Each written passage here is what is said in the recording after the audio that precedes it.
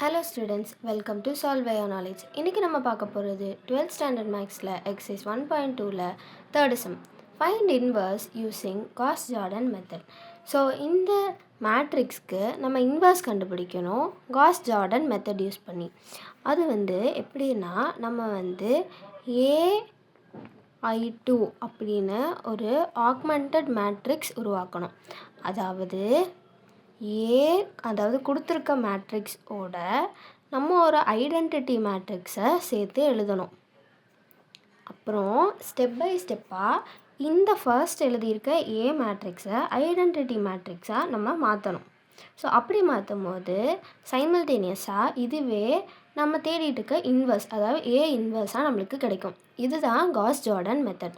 So நம்ம concentrate பண்ண வேண்டியதுலாம் இந்த 4 எலமெண்ட் மட்டும்தான்.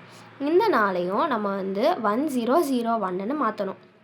ஸோ இதுக்காண்டி நம்ம என்ன பண்ணலாம்னா ஒவ்வொரு ரோவாக பண்ணலாம். நான் ஃபர்ஸ்ட் ரோவில் இந்த எலமெண்ட்டை ஃபஸ்ட்டு 1ஆக மாற்றணும். ஸோ அதுக்காண்டி நான் என்ன பண்ணுறேன்னா இதை இந்த ரோவை ஃபுல்லாக டிவைடட் பை 2 போட போகிறேன். ஸோ என்ன ஆகும், 2 டிவைடட் பை 2 1 ஆகிடும். இது -1/2 ஆகும். இது 1/2 அப்புறம் 0 ஆகும். தென் நான் அடுத்த ரோவை அப்படியே எழுதிக்கிறேன். ஸோ 5 -2 0 1. ஸோ நம்ம இந்த ஃபர்ஸ்ட் ஸ்டெப்பில் என்ன மட்டும்தான் பண்ணியிருக்கோம், ரோ 1/2 பண்ணியிருக்கோம். தென் நெக்ஸ்ட்டு ஸ்டெப்பில் நம்ம என்ன பண்ணலான்னா ரோ 1 அப்படியே எழுதிட்டு ரோ 2வை ரோ 1 வச்சு மைனஸ் பண்ண போகிறேன். அதாவது இதைவே நான் இதை வச்சு மைனஸ் பண்ண போகிறேன். ஸோ இதை நான் எழுதிக்கிறேன் ரெஃபர்க்கில். 5 -2 0 1. இப்போ என்ன பண்ணலான்னா இதை 5ஆல் மல்டிப்ளை பண்ணிக்கலாம் இந்த ரோ ஃபுல்லாக. இப்போ என்ன வரும், 5 -5/2 5/2 0. இப்போ இதை நான் மைனஸால் மல்டிப்ளை பண்ணுறேன். ஸோ மைனஸ் ப்ளஸ் மைனஸ் ஆகிடும். ஸோ 5 - 5 0 ஆகும். -2 ப்ளஸ் 5/2, அதாவது நான் தனியாக எழுதுகிறேன். 5/2 -2ங்கிறது 5 -4/2. So that is 1/2. ஸோ இங்கே 1/2 வரும். இங்கே -5/2 அப்படியே, இங்கே 1.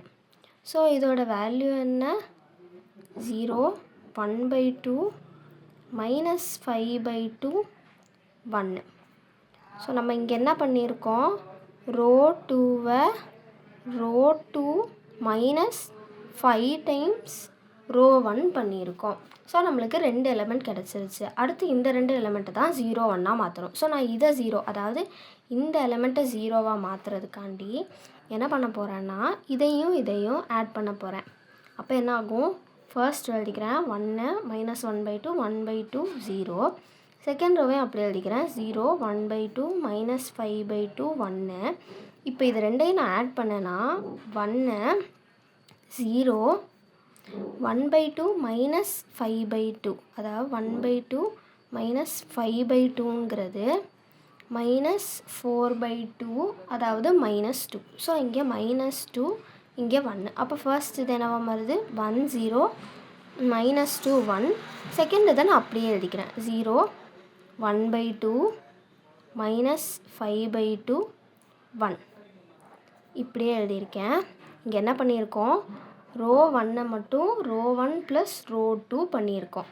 இப்போ நம்மளுக்கு என்ன வேணும், இது 1 0 0க்கு வந்துருச்சு. இங்கே மட்டும் நம்மளுக்கு 1 வேணும். ஸோ 1/2 1ஆக மாறுறதுக்காண்டி நான் இன்டூ 2 பண்ண போகிறேன். அதாவது ரோ 2வை மட்டும் ரோ 1 அப்படியே எழுதிக்கிறேன். ரோ 2வை நான் இன்டூ 2 பண்ணுறேன். ஸோ இது 1/2 × 2 1 -5/2 × 2 -5 1 × 2 2. ஸோ இது நம்மளுக்கு ரோ எக்லான் ஃபார்மில் வந்துருச்சு. நம்ம என்ன பண்ணியிருக்கோம், ரோ 2 = ரோ 2 × 2. ஸோ இது நம்மளுக்கு 1 0 0 1 ஐடென்டிட்டி மேட்ரிக்ஸாக வந்துருச்சு. அப்போ இது கூட இருக்கிறது தான் நம்மளுக்கு தேவையான இன்வர்ஸ். அப்போ ஆன்சர், அதாவது இன்வர்ஸ் இஸ் -2 -5 1